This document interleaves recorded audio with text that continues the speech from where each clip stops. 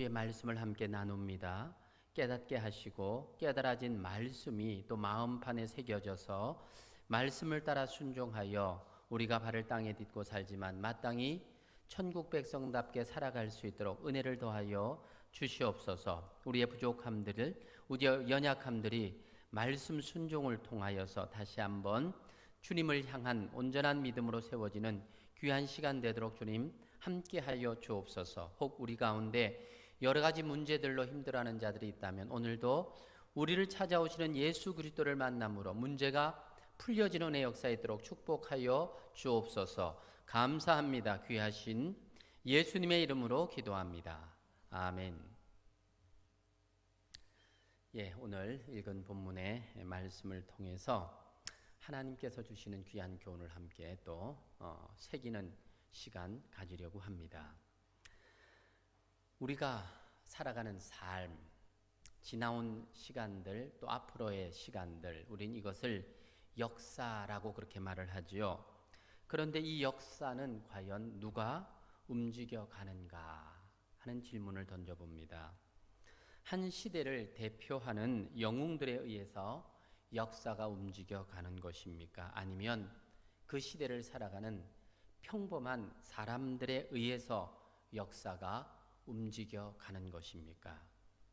보통의 역사는 시대를 대표하는 사건 혹은 사람들을 통해서 이루어져 가는 것처럼 보입니다. 그래서 역사에 위대한 족적을 남겼던 여러 사람들, 징기스칸이나 나폴레옹 혹은 처칠 같은 그런 사람들, 그 시대를 대표하는 사람들에 의해서 역사가 많은 영향을 받는 것을 부인할 수 없습니다. 하지만 그들만으로 역사의 모든 것을 대변할 수 있다라고 생각하는 것 또한 모순이 많습니다.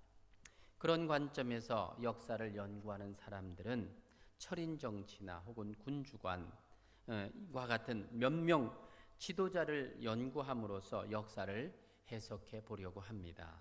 하지만 인간의 역사가 이렇게 몇몇 사람에 의해서 움직여진다고 해석하는 것을 반박하는 역사의 관점이 있지요. 당시의 대부분의 민중들을 무시할 수 없다는 것입니다. 도리어 역사가 이러한 평범한 민중들에 의해서 움직여져 왔다는 것을 주장하면서 민중사관, 이 또 하나의 역사를 이해하는 관점이 되기도 합니다.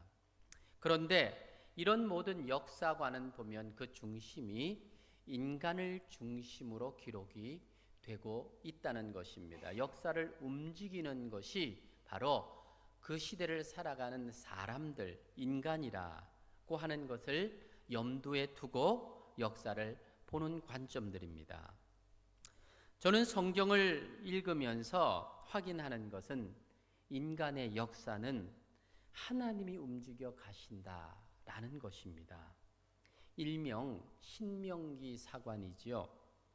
신명기 30장에 보면 하나님께서 사람들 앞에 생명과 복, 사망과 화를 두었다. 그렇게 말씀을 하시면서 하나님의 법도를 따라 살아가는 자들에게 복과 생명을 주신다고 약속을 하십니다. 그 결과가 인간의 역사라는 것이지요. 하나님은 공의와 당신의 사랑으로 우리 인간의 삶을, 역사를 써가신다라는 것입니다. 사람이 어떤 역사관을 가지고 있느냐라고 하는 것이 그 사람의 인생관에 아주 지대한 영향을 미칠 수밖에는 없습니다. 오늘 읽었던 성경의 본문의 내용을 보면 하나님의 공의와 사랑이 기록이 되어 있지요. 그런 관점으로 오늘 본문을 다시 한번 읽어보도록 하겠습니다. 민수기 14장 31절로 35절입니다. 같이 읽읍시다. 너희가 사로잡히겠다고 말하던 너희의 유아들은 내가 인도하여 드리리니 그들은 너희가 싫어하던 땅을 보려니와 너희의 시체는 이 광야에서 엎드러질 것이요 너희의 자녀들은 너희 반역한 죄를 지고 너희의 시체가 광야에서 소멸되기까지 40년을 광야에서 방황하는 자가 되리라. 너희는 그 땅을 정탐한 날 수인 40일의 하루를 1년으로 쳐서 그 40년간 너희 죄악을 담당할지니 너희는 그제서야 내가 싫어하면 어떻게 되는지 알리라 하셨다 하라. 나 여호와가 말하였거니와 모여 나를 거역하는 이 악한 회중에게 내가 반드시 이와 같이 행하리니 그들이 광야에서 소멸되어 거기서 죽으리라. 하나님께서는 이스라엘 백성들에게 조상 때부터 약속하셨던 가나안 땅을 주시기 위해서 이스라엘 백성들을 애굽으로부터 나오게 하였습니다. 바로 그 기록이 출애굽기서 내용이지요. 하지만 그들이 지금 애굽에서 나와서 바란 광야에서 만난 인생의 역풍, 어떤 것입니까? 이스라엘 백성들이 가나안 땅에 들어가는 것이 현실적으로 어려운 일이다 라고 하는 정탐꾼들의 진단, 바로 그 앞에서 어떤 행동을 보입니까? 불평하고 원망하고 지도자를 반역하는 반응을 하였기 때문에 그 잘못을 물어서 그들이 결단코 약속의 땅에 들어가지 못할 것을 선언하신 것입니다. 그 백성들이 걱정하던 유아들에 대해서는 하나님께서 친히 인도하여 그 땅에 들어가게 하실 것이라고 31절이 약속을 하고 있지요. 여호수아와 갈렙 외에는 아무도 맹세한 땅에 들어가지 못하도록 하신 것, 그들이 자초한 역풍이었습니다. 성경은 그들이 말한 대로 들으시는 하나님이시다, 그렇게 말씀을 합니다.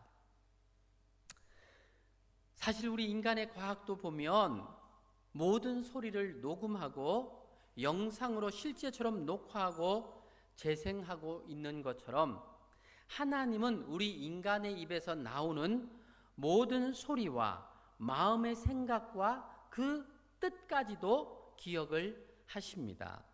사실 성경이 기록될 당시만 해도 사진술이 생기기 이전이지요. 녹음기가 생기기 이전의 기록들이지요.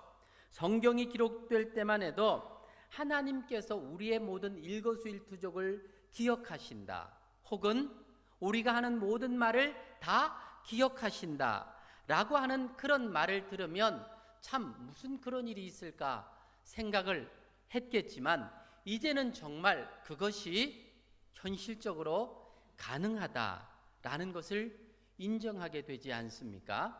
우리가 10년 전, 20년 전 했던 말들도 영상과 기록에 다 남습니다. 기록에 남아있는 것들은 다시 틀기만 하면 언제나 그 시절로 돌아가서 그때에 내가 했던 말들을 다 들을 수 있지 않습니까? 오늘 성경은 그렇게 말합니다. 이스라엘 백성들에게 너희 말이 내 귀에 들린 대로 심판하리라 하는 이 말씀이 실행으로 옮겨지고 있는 내용입니다. 지금까지 이스라엘 백성들이 흥분하면서 불평하고 원망하게 된 직접적인 이유가 무엇입니까? 그들이 지금 가나안 땅에 들어가서 온 가족이 정착해서 이제 평안한 삶을 살 것이라고 하는 그 삶을 기대하고 있었습니다. 그런데 도리어 가나안 땅 사람들에 의해서 그 처자가 그들의 칼에 사로잡히고 죽게 될 것이라고 하는 위기의식을 느끼게 된 것이지요. 12명의 정탐꾼의 보고를 통해서 그들이 내렸던 결론입니다. 이런 결과를 받아들였을 때에 그들에게서 나타나는 반응은 어쩌면 너무 당연한 반응이지 않습니까? 우리들 때문에 지금 자식들이 죽음을 당하게 된다면 이것만큼은 받아들일 수가 없었던 거지요. 사실 예나 지금이나 부모들의 관심은 자녀들입니다. 자녀 문제가 나오면 약해집니다. 이스라엘 백성들은 출애굽하면서 많은 하나님의 기적을 경험합니다. 그래서 그걸 통해서 하나님을 신뢰하고 의지할 것을 많이 경험했습니다. 하지만 지금 가나안 땅에 살고 있는 장대한 거민들, 그들이 가지고 있는 전쟁 무기들을 보고 마음이 떨렸고 마음의 두려움이 생겼던 거지요. 그 땅에 들어가게 되면 저들의 칼에 지금 내 사랑하는 자녀들이 다 죽게 될 것이라고 하는 두려움이 앞섰던 것입니다. 애굽에 살았을 때는 그래도 종이었지만 생명은 보장이 되었는데 이제 가나안 땅에 들어가게 되면 그 생명의 보장도 받을 수 없게 된 겁니다. 내 자녀들이 당할 고통을 생각하니까 더 이상 앞으로 나갈 수 없었던 거지요. 이 일은 이스라엘 백성들의 마음을 낙심하게 했고 다시 애굽으로 돌아갈 결심을 하게 했던 것입니다.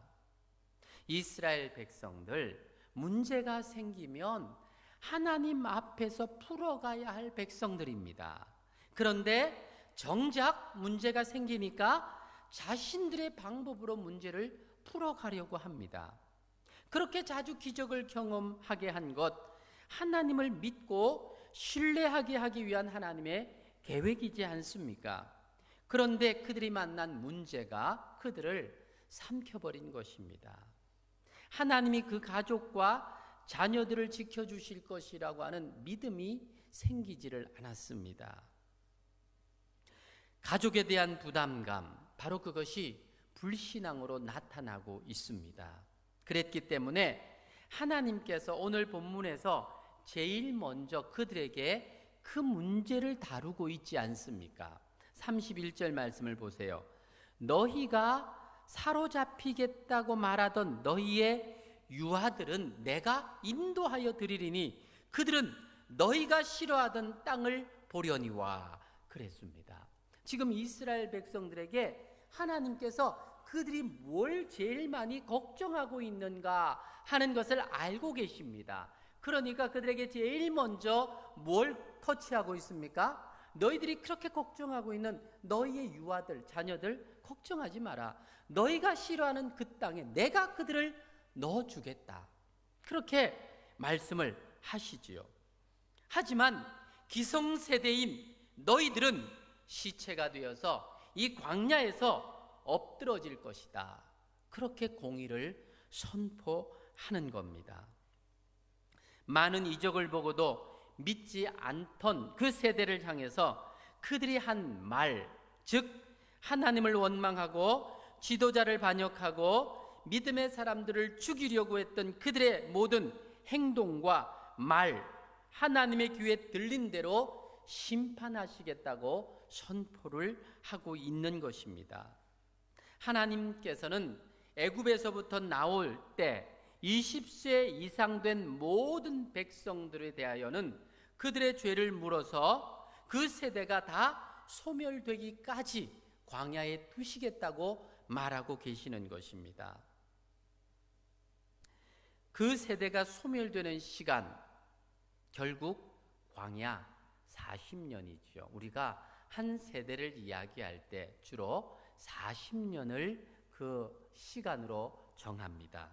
역사 속에서 이스라엘 백성들이 광야에서 40년을 유리 방황하는 시간, 곧 하나님 앞에서 그들의 삶의 결과였다라고 성경은 말하고 있는 것입니다. 지도자의 무능 때문도 아니고 민중의 무지 때문도 아니었습니다. 하나님과의 관계가 무너지니까 그들이 당하는 화와 사망이 그들 앞에 놓여지게 되었다는 것입니다. 33절과 34절 너희의 자녀들은 너희 반역한 죄를 지고 너희의 시체가 광야에서 소멸되기까지 40년을 광야에서 방황하는 자가 되리라. 너희는 그 땅을 정탐한 날 수인 40일의 하루를 1년으로 쳐서 그 40년간 너희의 죄악을 담당할지니 너희는 이제 그제서야 내가 싫어하면 어떻게 되는지 알리라. 이스라엘 회중들을 향한 하나님의 공의는 참 엄격합니다. 그들이 가나안 땅을 정탐한 40일의 날수를 쳐서 한 날을 1년으로 계산해서 40년을 광야에서 방황하도록 하시면서 원망하고 불평한 세대를 광야에서 다 죽이겠다고 말씀을 하고 있는 것입니다. 그 여파로 자녀들은 부모의 죄악을 짊어지고 40년을 광야에서 방황해야 했던 것입니다. 지금 자녀들이 이렇게 40년간 광야 생활을 하게 된 직접적인 이유가 무엇입니까? 부모들의 불신 때문이었습니다. 부모들 입장에서는 어떻게 하면 자식을 잘 될까 그렇게 고민하고 그들을 염려하는 마음으로 다시 애굽으로 돌아갈 계획까지 세웠지만 그것은 그들의 계획이었고 결국은 잘못된 그 불신앙이 자녀들의 삶을 이렇게 40년간 힘들게 만든 결과물들을 보게 된다는 것입니다.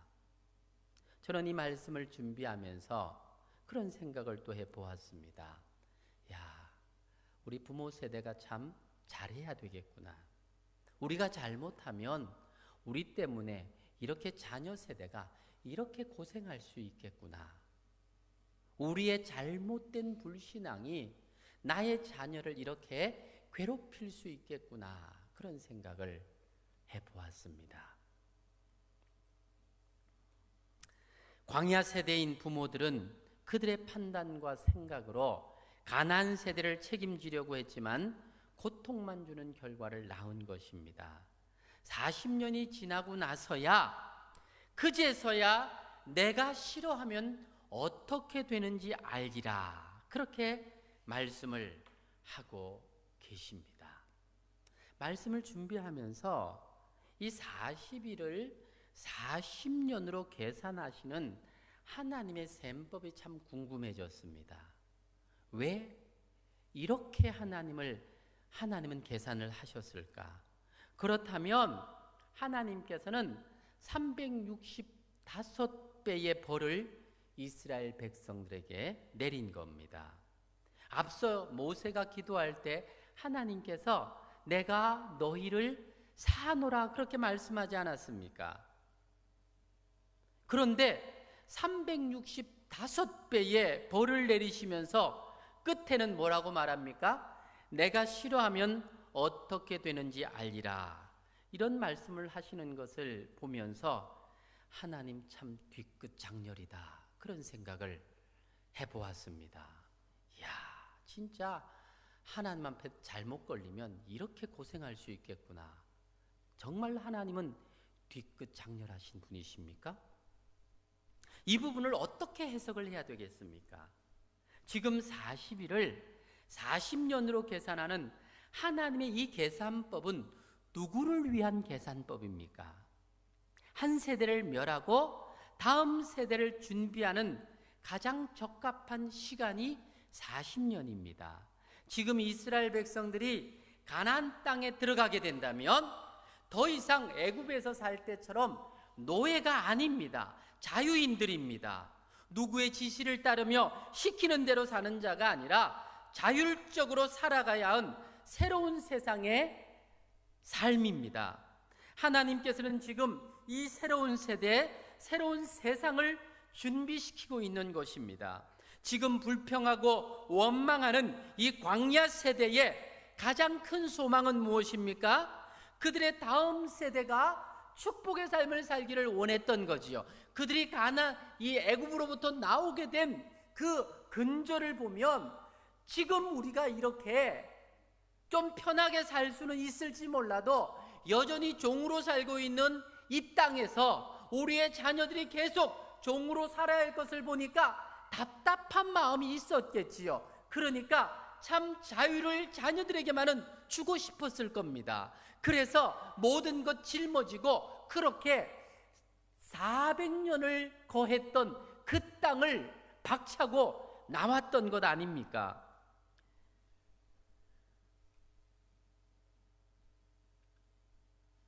그러니까 지금 이 광야 세대는 가나안 땅에 들어가서 살아야 할 그 다음 세대를 준비하는 그런 마음으로 지금 광야에 나온 겁니다.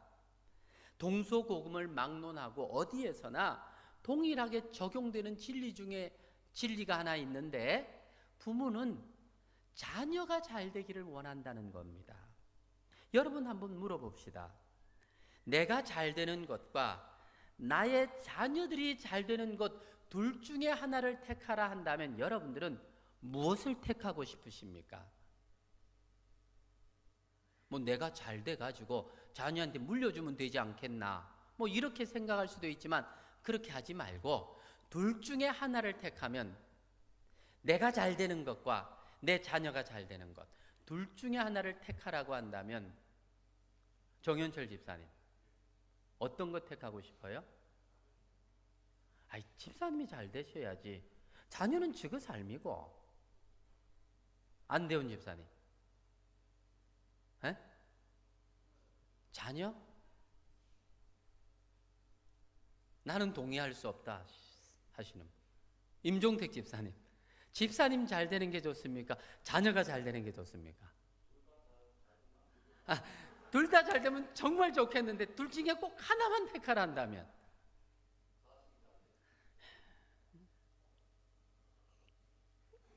저도 거기에 동의합니다. 그래요. 부모는요 다 자식 딸에게 잘 되기를 원해요. 비록 내가 지금 고생해도 자식에게 좋은 혜택이 들어가게 된다면 아마 그걸 감내하고 감수하는 게 우리 부모 세대입니다. 우리 자식 세대는 좀 알아야 돼요. 이걸 우리 부모가 어떤 마음으로 우리를 사랑하는지 좀 알아야 됩니다. 왜 부모들이 힘들고 어렵게 강남으로 들어가려고 합니까? 학군 좋아서 가는 거잖아요. 자녀를 위해서.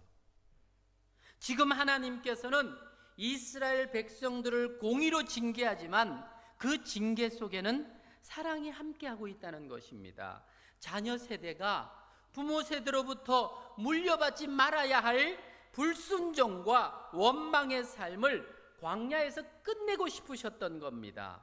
비록 부모 세대의 불순종 때문에 40년 동안 함께 벌을 받아 광야에서 살아야 했지만 그 결과 하나님이 정말 무엇을 원하는지를 경험해서 알게 됩니다. 34절 하반절의 그 내용이지요. 그제서야 40년이 지나고 나서 한 세대가 다 죽고 나서야 내가 싫어하면 어떻게 되는지 알리라. 그렇게 말씀을 하고 있습니다. 지금 이 말은 누구에게 주는 말입니까? 가나안 세대를 향해 주는 말입니다. 20세 이전의 자녀 세대, 즉 가나안 세대를 향한 교훈입니다. 부모 세대를 보면서 하나님이 싫어하는 것, 하나님이 원하시는 것 분별하는 지혜를 선물로 주신 겁니다. 그리고 이제 가나안 땅에 들어가서 어떻게 하나님을 섬기면서 약속의 자녀들로 살아가야 할지에 대해서 준비시켜 주신 것입니다. 오늘 본문을 읽으면서 우리는 예수님께서 이 땅에 성육신하여 오셔서 하신 아주 중요한 사역을 여기에서 보게 됩니다. 죄악으로 말미암아 죽어가는 악한 세대 속에서 주님이 정말 주시고 싶어하는 선물이 무엇입니까? 고린도후서 5장 17절은 말합니다. 그리스도 안에 있으면 새로운 피조물이라. 이전 것은 지나갔으니 보라 새 것이 되었도다 말씀합니다. 예수님은 성도인 저와 여러분들을 부르신 것은 더 이상 과거의 삶에, 저주의 삶에 머물러 있는 삶이 아니라 예수님 안에서 새로운 삶을 약속하여 주시기 위해서 이 땅에 오셨다고 말씀을 하시는 겁니다. 아담의 죄로 말미암아 타락해서 소망 없는 세상 속에서 영원한 생명을 불어 넣어 주기 위해서 예수님이 이 땅에 오신 것입니다. 인생의 무거운 짐을 지고 가는 그들에게 이 죄의 짐을 덜어주기 위해서 예수님이 이 땅에 오셨습니다. 그 예수님께서 우리에게 뭐라고 말씀하십니까? 마태복음 11장 28절, 수고하고 무거운 짐진 자들아 다 내게로 오라, 내가 너희를 쉬게 하리라. 나는 마음이 온유하고 겸손하니 나의 멍에를 메고 내게 배우라. 그리하면 너희 마음이 쉼을 얻으리니 이는 내 멍에는 쉽고 내 짐은 가벼움이라 하시니라. 예수님이 주시는 멍에는 무거운 짐이 아닙니다. 인생의 짐을 도로 가볍게 해 주십니다. 그런데 예수님 당시에 이 유대교는 율법과 종교의 짐을 성도들에게 지어주었습니다. 율법을 다 지키면 천국에 갈 수 있다고, 하나님의 축복을 받을 수 있다고 가르쳤습니다. 심지어는 자신들도 지지 못하는 율법의 짐을 성도들에게 지어주었습니다. 그래서 예수님께서는 이런 종교 지도자들을 향해서 뭐라고 말씀하십니까? 마태복음 23장 13절, 화 있을진저 외식하는 서기관과 바리새인들이여, 너희는 천국 문을 사람들 앞에서 닫고 너희도 들어가지 않고 들어가려고 하는 자도 들어가지 못하게 하는도다. 예수님이 오셔서 우리가 해결할 수 없는 인생의 답을 주시지 않았습니까?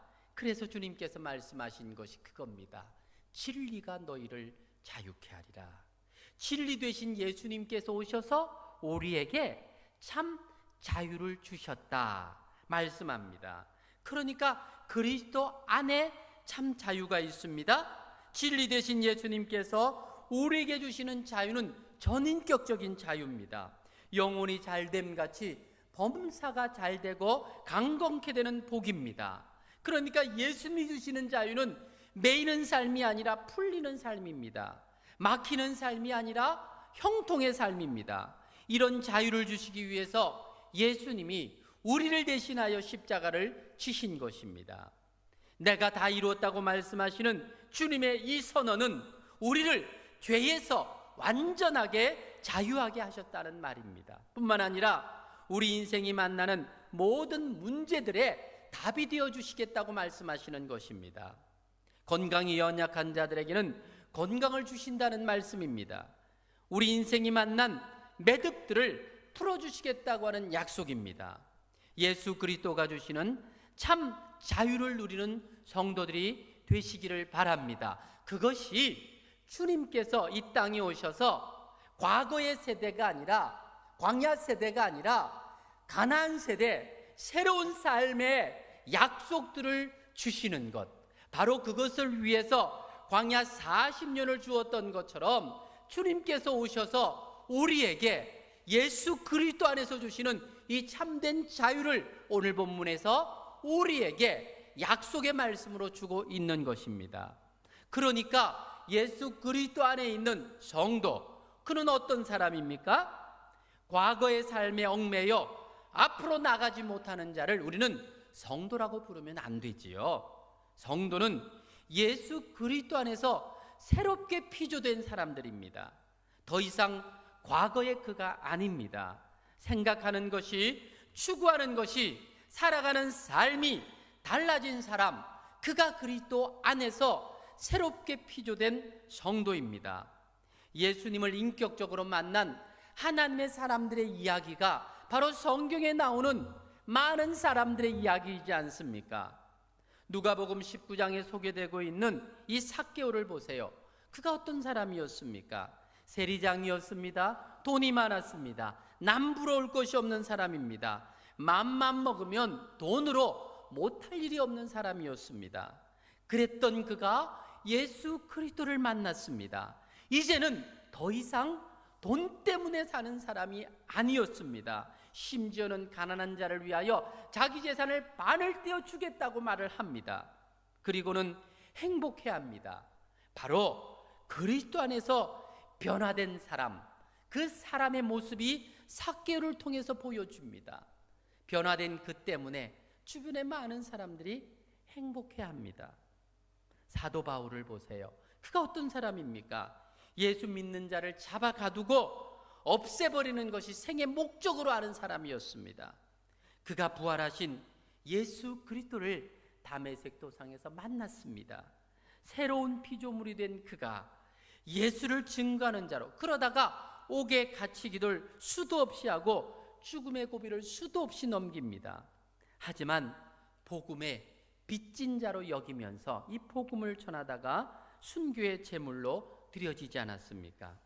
예수를 만나면 새 사람이 되는 거예요. 변하는 것이고 달라지는 것입니다. 이전 것은 지나가고 새로운 삶이 되는 것입니다. 우리가 잘 알고 있는 찬송가 305장이 어떤 것입니까? 나 같은 죄인 살리신 이라는 찬송입니다. 이 찬송을 작시한 존 뉴턴이라고 하는 사람은 선장의 아들로 태어나서 노예선 선장으로 아프리카의 노예를 실어 나르는 악하고 험한 일을 하던 사람이었습니다. 그러던 그가 인격적으로 예수 그리스도를 만나고 나서 거듭난 성도가 됩니다. 그의 신앙 고백이 찬양 안에 들어 있습니다. 나 같은 죄인 살리신 그 은혜 놀라와 잃었던 생명 찾았고 광명을 얻었네. 과거는 어떤 삶이었다는 겁니까? 어둠 속의 삶이었다는 겁니다. 그런데 예수를 만나고 나니까 이제는 눈이 뜨였다는 거예요. 광명의 삶을 살게 되었다는 거예요. 이런 어메이징한 일이 그에게 일어났다고 고백합니다. 그의 찬송시를 부르면서 얼마나 많은 사람들이 주께로 돌아왔습니까? 진정 주님을 만나면 사람은 바뀌는 겁니다. 예수 믿고 사람이 바뀌지 않는다면 이것보다 놀라운 일은 없습니다. 내가 정말 예수를 인격적으로 받아들이고 믿었는데 내 삶이 바뀌지 않고 그대로라면 이건 진짜 어메이징한 일입니다. 있을 수 없는 일이라는 거예요.